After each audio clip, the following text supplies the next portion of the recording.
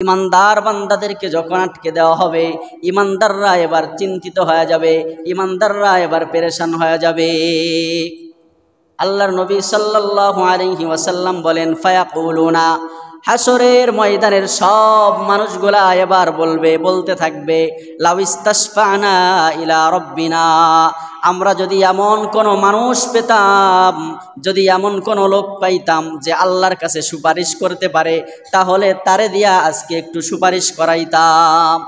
লাউইস্তাশফানা ইলা রব্বিনা, আমাদের এখন করা উচিত যেটা, সেটা হলো আমরা আল্লাহর কাছে এই অবস্থার থেকে সুপারিশ করাইতে হবে, নতুবা আমাদের এই দুরবস্থা যাবে না। ফায়ুরিহানা মিন মাকানিনা হাদা, সুপারিশ এই জন্য কারো দিয়ে করাইতে হবে যাতে আমাদের এই অবস্থার একটু উন্নতি হয়। এবার সমস্ত মানুষ, হাসরের ময়দানের তামাম মানুষগুলা বলবে, কার কাছে যাওয়া যায়, কার কাছে যাওয়া যায়। আল্লাহর নবী সাল্লাল্লাহু আলাইহি ওয়াসাল্লাম তার পবিত্র জবানে বলেন, ফায়াতুনা আদম, সমস্ত হাসরবাসী এবার আব্বা আদম আলাইহিস সালামের কাছে চলে যাবে। সুবহানাল্লাহ পড়েন। ফায়াতুনা আদামা, সব মানুষগুলা আব্বা আদমের কাছে যাবে। আব্বা আদমের কাছে যাওয়ার পরে সমস্ত হাসরবাসী এবার বলবে, আংতা আবুন নাস, অন্য রিওয়ায়াতের মধ্যে আসছে আংতা আবুল বাশার, ও আদম আলাইহিস সালাতু ওয়াস সালাম, আংতা আবুন নাস, আপনি হলেন দুনিয়ার সব মানুষের পিতা। দুনিয়ার সব মানুষের পিতাকে জোরে কন।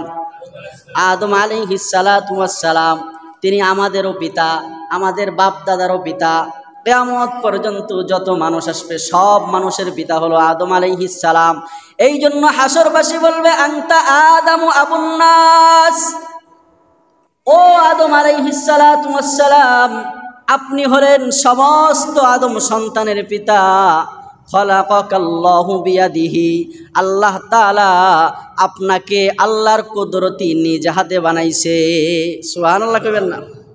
খলাকাকাল্লাহু বিয়াদিহি, আল্লাহ তাআলা আপনাকে তার কুদরতি হাতে বানাইছেন। ওয়া আসকানাকা জান্নাতাহু, শুধু আপনাকে আল্লাহর কুদরতি হাতে বানাইছে তা নয়, ওয়াসকানাকা জান্নাতাহু, আল্লাহ তাআলা আপনাকে আদর কইরা জান্নাতে থাকতে দিছিল না? হাসরবাসী বলবে, ওয়াসকানাকা জান্নাতাহু, ও আব্বা আদম, আপনারে আল্লাহ তার কুদরতি হাতে শুধু বানাইছে তা নয়, আল্লাহ তাআলা আপনাকে বড় আদর কইরা জান্নাতের মধ্যেও স্থান দিছে, থাকতে দিছে। ওয়াসজাদা লাকা মালাইকাতাহু, শুধু থাকতে দিছে তা নয়, আপনার সম্মান বৃদ্ধি করার জন্য আল্লাহ পাক রব্বুল আলামিন আসমানের যত ফেরেশতা আছে সব ফেরেশতাদেরকে দিয়া আপনারে সিজদা করাইছে কিনা? সব ফেরেশতাদেরকে দিয়া সিজদা করাইছে। শুধু তাই নয়, আপনার সম্মান বাড়ানোর জন্য আল্লাহ তাআলা আরো কি করেছে জানেননি? ওয়া আল্লামাকা আসমাআ কুল্লা শাই, ও আব্বা আদম, আপনারে সব জিনিসের নাম আল্লাহ তাআলা শিখাইছে, সব জিনিসের ইলম আল্লাহ তাআলা শিখাইছে। সুতরাং ইসফা লানা ইনদা রাব্বিক, আপনি একটু আজকের এই অবস্থা দেখেন না, আমরা কত বিপদে আছি। সন্তান যদি বিপদে থাকে তাহলে বাবার রাতের ঘুম হারাম হয়ে যায়, ঠিক কিনা জোরে কন? সন্তান যদি বিপদে থাকে বাবার খাওয়া থাকে না, ঘুম থাকে না। এই জন্য হাসরবাসী বলবে, আপনি না আমাদের আব্বা, আপনি না আমাদের আদি পিতা, আমরা না আপনার সন্তান, তাহলে ইসফা লানা ইনদা রব্বিকা, ও আব্বা আদম, আপনার সাথে তো আল্লাহর ভালো একটা সম্পর্ক আছে, আজকের এই দিনে আমাদের দুরবস্থা থেকে একটু বাঁচান, মেহেরবানি করে আপনি রবের কাছে একটু সুপারিশ করেন, আপনি একটু সুপারিশ করেন।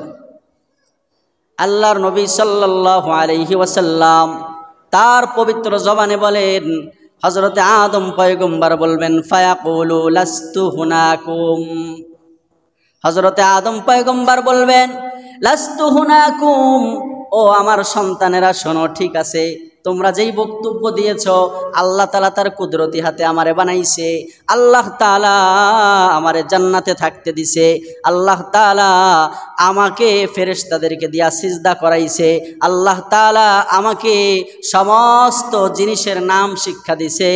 কিন্তু শোনো, লাস্তু হুনাকুম, আজকে আল্লাহ তাআলা যেই রূপে ধারণ করে আছেন, যেভাবে রাগান্বিত আছেন, আজকে আমি কারো ব্যাপারে সুপারিশ করতে পারবো না। হাদিসের অন্য রাওয়ায়াতের মধ্যে আসছে হযরতে আদম আলাইহিস সালাতু ওয়াস সালাম বলবেন, নাফসি নাফসি নাফসি, আমার নফস আমার নফস আমার নফস। আমার সাথে আল্লাহ তাআলা আজকে কি মুআমালা করবে আল্লাহই ভালো জানে। কিন্তু এই হাদিসের মধ্যে আসছে হযরতে আদম আলাইহিস সালাম বলবেন, লাস্তু হুনাকুম, আমি সুপারিশের জন্য উপযুক্ত নই, তোমাদের জন্য আমি সুপারিশ করতে পারবো না। কেন পারবেন না আব্বাজান, আপনি কেন পারবেন না? আল্লাহর নবী সাল্লাল্লাহু আলাইহি ওয়াসাল্লাম হাদিসের মধ্যে বলেন, আব্বা আদম তখন ওই কথা স্মরণ করবে, ওয়ায়াযকুরু খাতিআতাহুল্লাতি আসাবা আকালাহু মিনাশ শাজারাতি ওয়া ক্বাদ নুহিয়া আনহা। আল্লাহর পয়গম্বর বলেন, আব্বা আদম সুপারিশ করার সাহস এই জন্য পাবে না, এর কারণ হলো আব্বা আদমের তখন ওই কথা স্মরণ হয়ে যাবে যে আব্বা আদমকে আল্লাহ তাআলা বলছিলেন, ইয়া আদম উসজুদ, তুমি ইয়া আদম, হে আদম তুমি এই জান্নাতের মধ্যে থাকো, জান্নাতে বসবাস করো তুমি এবং তোমার স্ত্রী হাওয়া, কিন্তু খবরদার লা তাকরাবা হাদিহিস শাজারা, ওই গাছের কাছেও যাবা না। কিন্তু আদম আলাইহিস সালাতু ওয়াস সালাম শয়তানের দোকায় পড়ে ওই গাছের কাছে গেছিল নি? কতক্ষণ? শুধু গেছে তাই নয়, আদম হাওয়া ওই গাছের ফল ভক্ষণ করেছে, ঠিক কিনা কন?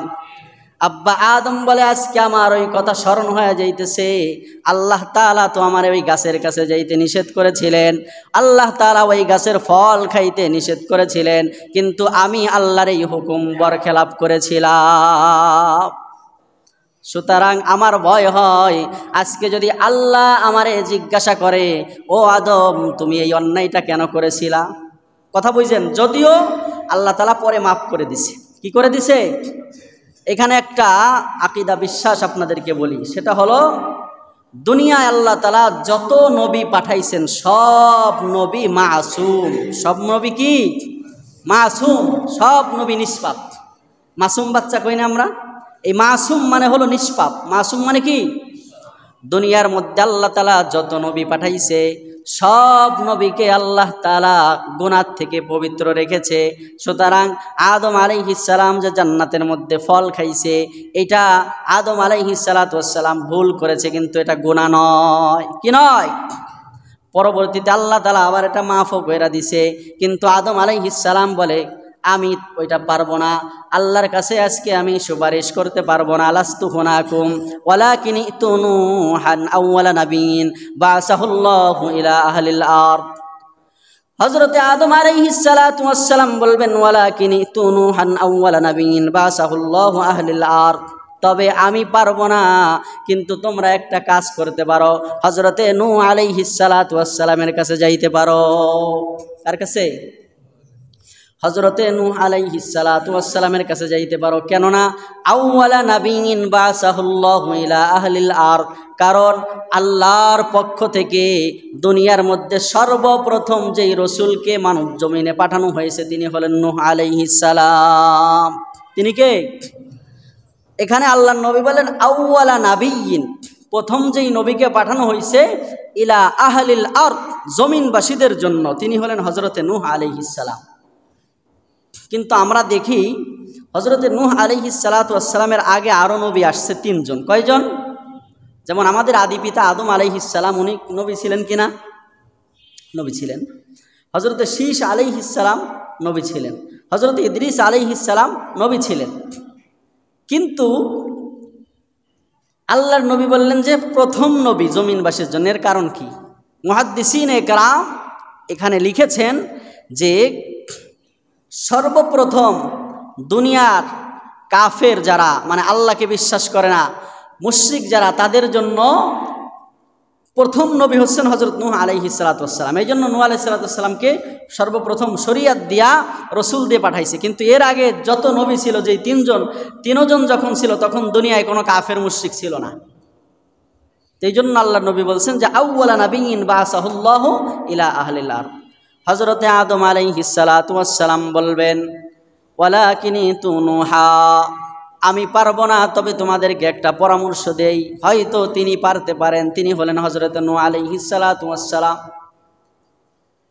হাশরের ময়দানের সমস্ত মানুষরা এবার হযরত নূহ আলাইহিস সালামের কাছে চলে যাবে। ফায়াতুনা নূহা, হাশর ময়দানে সমস্ত মানুষ এবার হযরত নূহ আলাইহিস সালামের কাছে আসবেন।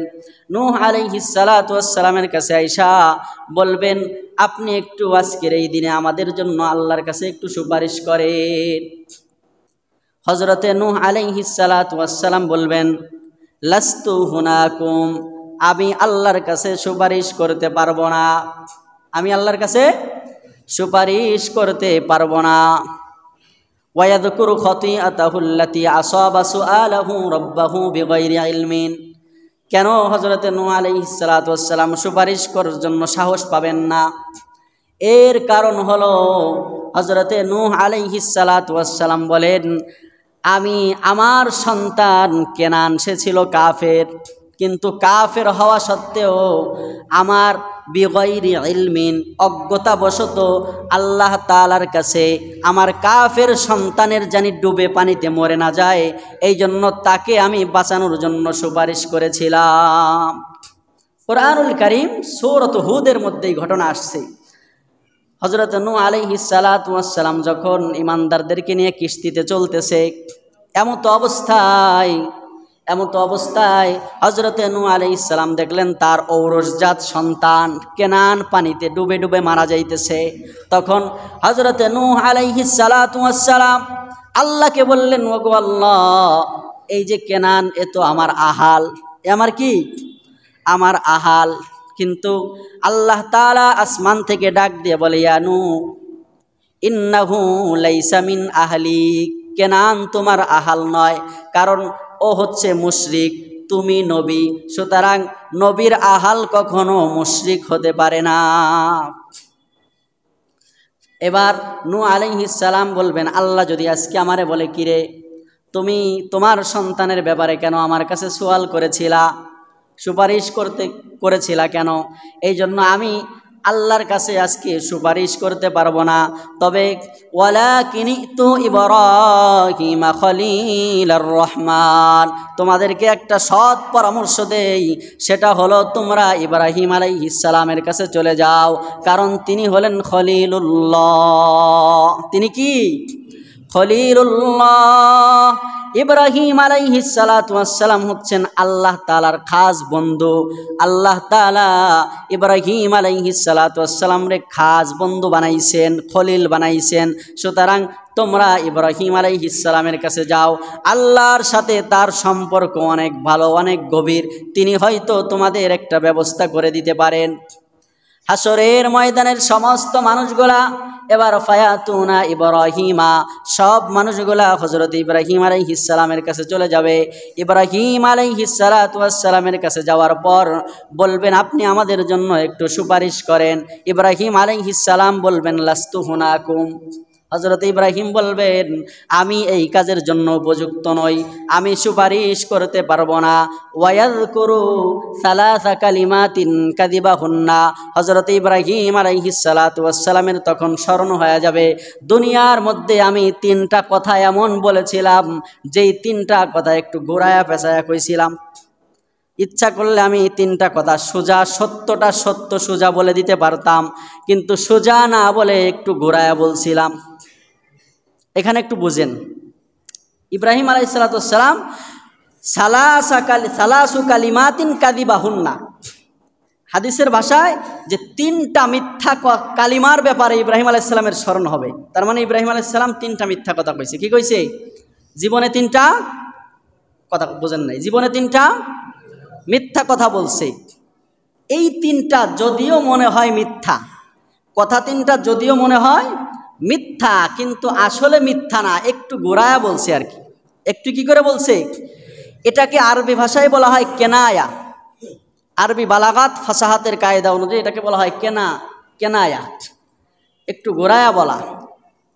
যেমন আমি একজনকে মনে করেন গালি দিলাম, লাইমুন ফসিসুন, নালায়েক হবিস, কিন্তু আমি তার নাম নেই কি নেই নাম নেই, গালি কিন্তু তারাই দিতেছি, কিন্তু নাম না নেওয়ার কারণে এখানে একটু ফাঁক রয়ে গেছে। এই জন্য সে যদি বলে আপনি আমাকে গালি দিলেন কেন, আমি বলবো আমি তো আপনার নাম নেই। তো এমনভাবে আর কি ইব্রাহিম আলাইহিস সালাতু ওয়াস সালাম একটু ঘোরায়া তিনটা কথা সারা জীবনে বলছিল। চিন্তা করেন, হযরত ইব্রাহিম আলাইহিস সালাতু ওয়াস সালাম জীবনে তিনটা কথাকে শুধু একটু মিথ্যা না, একটু ঘোরায়া বলছে, তাই হাসরের ময়দানে পেরেশান হয়ে যাবে। আর আমাদের অবস্থা কি হবে তাইলে? আমরা তো মিথ্যা কথা বলি না, তাই না? মিথ্যা কথা বলি আমরা, কথা কন না, মিথ্যা কথা বলি আমরা। শুধু বলি তা নয়, আমার এক উস্তাদে বলতেন যে সত্য কথা মানে যদি মিথ্যা কথায় যদি কখনো টান পড়ে তখন আমরা সত্য কথা বলি, মানে মিথ্যা কথায় যদি কখনো কি পড়ে, টান পড়ে, তখন আমরা সত্য কথা বলি। এই হলো আমাদের অবস্থা। আর ঘোরায়া পেঁচায়া কথা বলার অভ্যাস তো আমাদের ইমানদারদের আলহামদুলিল্লাহ আছে না? মিথ্যা তো বলি, আবার ঘোরায়া পেঁচায়ও বলি, কিন্তু হযরত ইব্রাহিম আলাইহিস সালাম মিথ্যা বলেন নাই, একটু ঘোরায়া বলছিলেন। তাই উনি কি বলেন যে না, আজকে যদি আল্লাহ তাআলা আমারে বলেন, ও ইব্রাহিম, তুমি তো ইচ্ছা করলে কথা তিনটা সরাসরি বলতে পারতা, সত্যর মতো বলতে পারতা, একটু ঘোরায়া পেঁচায়া কেন বলছিলা? কথা তিনটা কি আসেন একটু শুনবেন? হ্যাঁ, এক নাম্বার কথা হলো, কোরআনুল কারীমের মধ্যে আল্লাহ উল্লেখ করেছেন, এক নাম্বার মিথ্যাটা হলো হযরতে ইব্রাহিম আলাইহিস সালাতু ওয়াস সালামের সম্প্রদায়েরা ছিলেন হলো মুশরিক, মূর্তি পূজা করতেন। ওদের যখন পূজার সময় হয়েছে, মেলার সময় হয়েছে, সব মানুষগুলা মেলায় যায়, দল বেঁধে বেঁধে মেলায় যায়। তখন ইব্রাহিম আলাইহিস সালামরে বলে, কিরে তুমি মেলায় যাবা না? তুমি কি মেলায় যাবা না? হযরত ইব্রাহিম আলাইহিস সালাতু ওয়াস সালাম তো জানে এরা মূর্তির সামনে মাথা নত করার জন্য মেলায় যাইতেছে, ওইখানে গেলে শিরিক করা লাগবে। কিন্তু আমি তো মুওয়াহিদ, আমি তো তাওহীদবাদী, আমার সাথে আর শিরিকের সাথে কোনো সম্পর্ক থাকতে পারে না। আমি তো বলছি ইন্নী ওয়াজ্জাহাতু ওয়াজহিয়া লিল্লাযী ফাতারাস সামাওয়াতি ওয়াল আরদা হানিফা ওয়া মা আনা মিনাল মুশরিকিন। হযরতে ইব্রাহিম আলাইহিস সালাতু ওয়াস সালাম বলেন, আমি তো বলছি আসমান আর জমিন যিনি বানাইছে আমি একমাত্র তার ইবাদত করি। ওমা আনা মিনাল মুশরিকিন, মুশরিকের সাথে আমার কোনো সম্পর্ক নাই। সুতরাং এখন যদি আমি ওদের সাথে মেলায় যাই তাহলে তো আমিও মুশরিক হয়ে যাব। এখন কি করা যায়? হযরত ইব্রাহিম আলাইহিস সালাতু ওয়াস সালাম এবার একটু পলিসি খাটাইলেন। কয় ইন্নী সাকিম, কয় ভাই আমি অসুস্থ। কি বলছেন? ইন্নী সাকিম, আমি দুর্বল, আমি অসুস্থ। এখানে অসুস্থ বুঝাইতে দুইটা শব্দ ব্যবহার হয়, একটা হলো মারিজ আর একটা হলো সাকিম। আরবিতে মারিজুন মানে হলো শারীরিক অসুস্থতা, আর সাকিমের মধ্যে দুইটাই আছে, শারীরিক এবং মানসিক দুই অসুস্থতাই বিদ্যমান। সুবহানাল্লাহ কন্যা, একটু সুবহানাল্লাহর এই আওয়াজ কইলেন, একটু জোরে কান সুবহানাল্লাহ। আমাদের জাতির পিতা ইব্রাহিম আলাইহিস সালাতু ওয়াস সালাম কত জ্ঞানী, উনি বললেন ইন্নী সাকিম, ভাই আমি অসুস্থ। শারীরিক অসুস্থতার কথা আমাদের আব্বা বলেন নাই। আমাদের জাতির পিতা, আমাদের আব্বা, উনি বুঝাইছেন আমার সামনে দল বেঁধে বেঁধে তোমরা মুশরিকরা মূর্তি পূজা করতে যাইতেছো, শুধু যাইতেছো তা নয়, আবার আমারেও দাওয়াত দিতেছ। এই জন্য মানসিকভাবে আমি একজন নবী, আমি একজন তাওহীদবাদী, আমার সামনে এইভাবে আল্লাহর শিরিক করা হবে, আল্লাহর অংশীদার করা হবে, সাব্যস্ত করা হবে, এটা আমি মেনে নিতে পারতেছি না। এই জন্য মানসিকভাবে আমি অসুস্থ। সুবহানাল্লাহ। আমি তাহলে এটা কি মিথ্যা হয়েছে? মিথ্যা হয়েছে? মিথ্যা হয় নাই, কিন্তু তারপরেও বলে যে না, আল্লাহ যদি আমারে ধরে। এবার আসেন 2 নাম্বার কালিমা, মিথ্যা কালিমা কোনটা? 2 নাম্বার মিথ্যা কালিমা হলো ইব্রাহিম আলাইহিস সালামের সম্প্রদায়রা যখন আসছে, আসার পরে যখন মূর্তির ঘরে, ওদের খোদার ঘরে ঢুকছে, খোদার ঘরে ঢুইকা দেখে বড় মূর্তিটা ছাড়া সবগুলার কল্লা কাটা, শুধু বড় মূর্তিটা দাঁড়ায় রয়েছে। তাও আবার বড় মূর্তি যেটা, ওইটার কান্দে কোরাল ঝোলাই রাখছে। কি ঝোলানো? কোরাল ঝোলানো। আয়েশা কয় কিরে হিসাব তুম মেলে না, এক খোদাই কি সব খোদারে মাইরা ফেললো নাকি? খোদাই কেমনে মারবে, আমরা তো জানি যে এই খোদার কোনো মারার শক্তি নাই। নিজেরা হিসাব মিলাই আর কি, যে এই খোদার তো মারার কোনো শক্তি নাই, কারণ ওদের সামনে যেই খাবার দেই ভোগ দেই এটাও তোরা খাইতে পারে না, মাছিটাই খায় সেটাও খেদাইতে পারে না। মাঝে মাঝে আমাদের খোদায় দেখি আমাদের খোদাকে কুত্তায় গোসল করায়, ঠিক কিনা? কুত্তায় গোসল করা এটাও ঠেকাইতে পারে না। কুত্তায় ঠ্যাং উঁচা কইরা মূর্তিরে আমি আমার চোখে দেখছি, এই জন্য বলতেছি না, এটা বলতাম না। এক মন্দিরের দরজা খোলা ছিল, আমি যাইতেছি মাদ্রাসায়, নির্জন এলাকা, বাঁশের উপরে বাঁশ যার ওইখানে আর কি মন্দিরটা। তো কুকুর একটা যায় কতক্ষণ দেখলাম এভাবে শুকতেছে, এভাবে শুকে।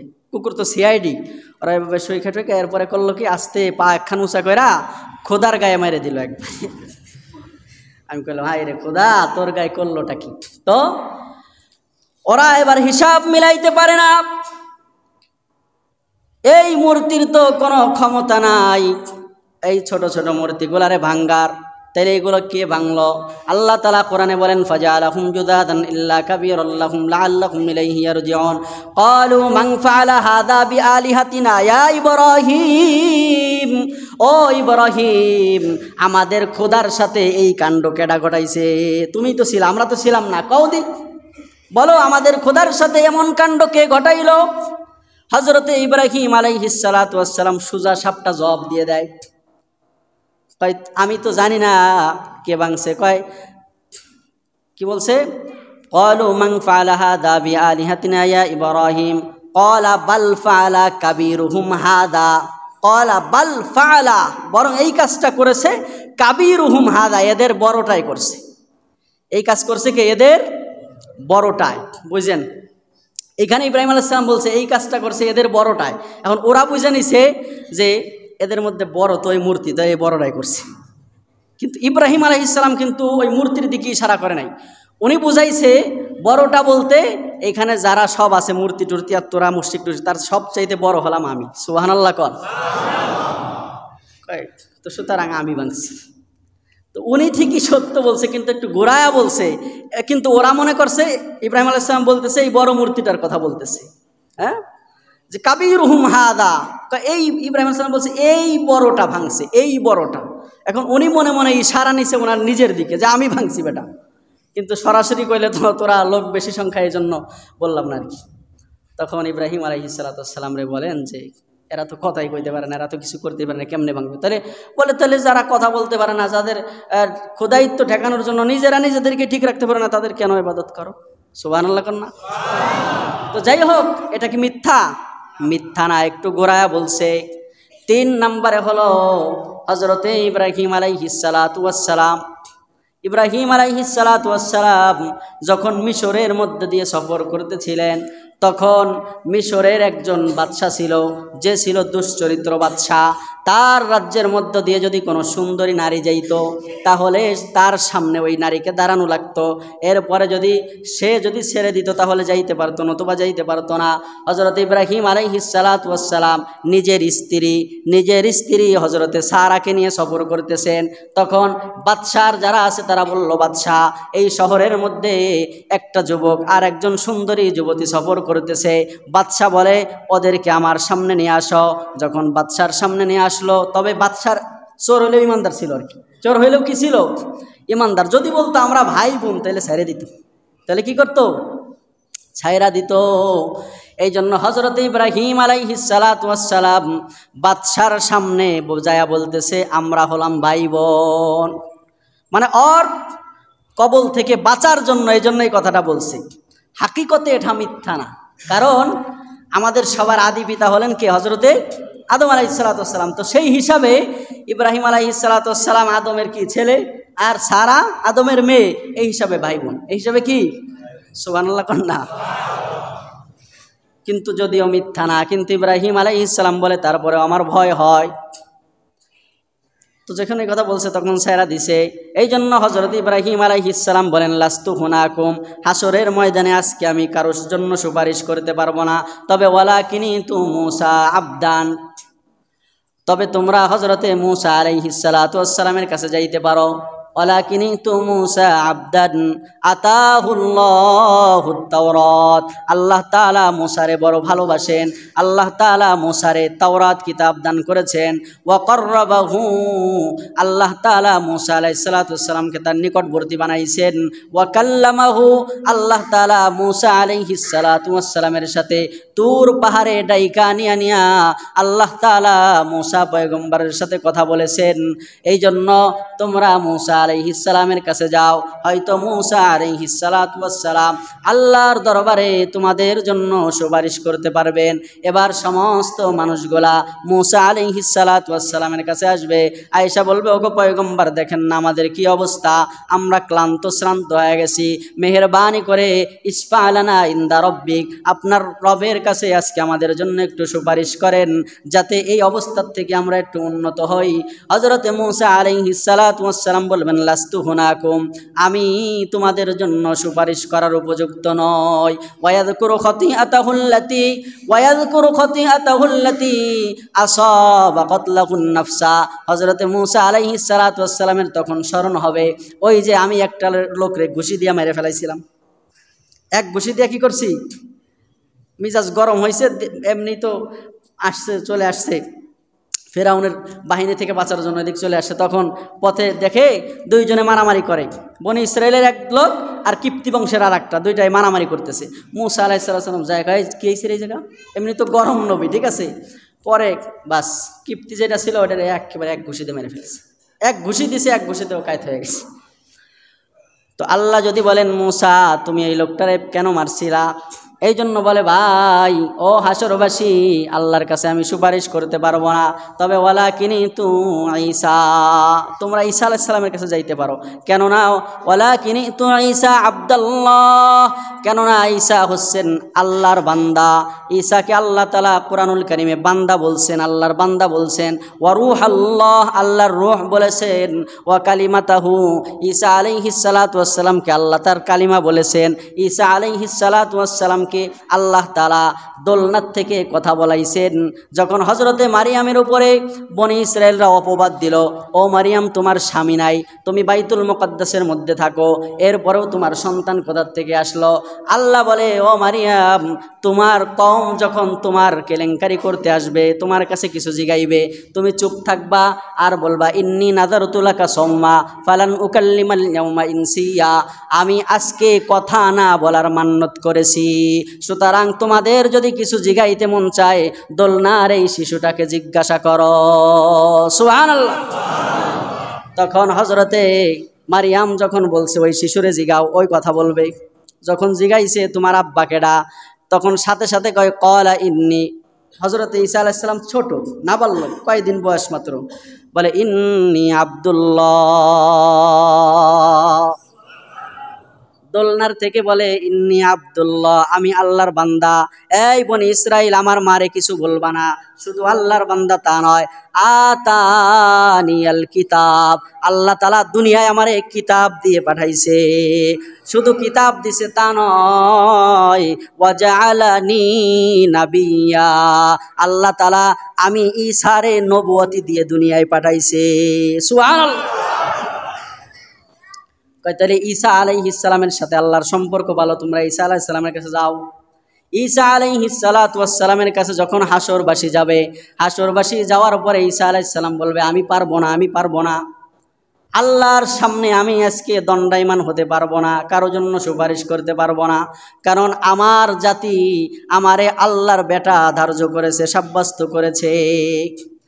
ক্বালাতিন নাসারাল মাসীহ ইবনুল্লাহ, নাসারারা হযরতে ঈসাকে আল্লাহর বেটা ধার্য করছে, এই জন্য বলে আমি পারবো না। তবে ওয়ালাকিনিতু মুহাম্মাদা, তোমরা একজনের কাছে যাইতে পারো, সে আল্লাহর কাছে সুপারিশ করতে পারে, তিনি কে বলেন তো? ওয়ালাকিনিতু মুহাম্মাদা, তোমরা মুহাম্মাদুর রাসূলুল্লাহর কাছে যাও, তিনি হয়তো সুপারিশ করতে পারে।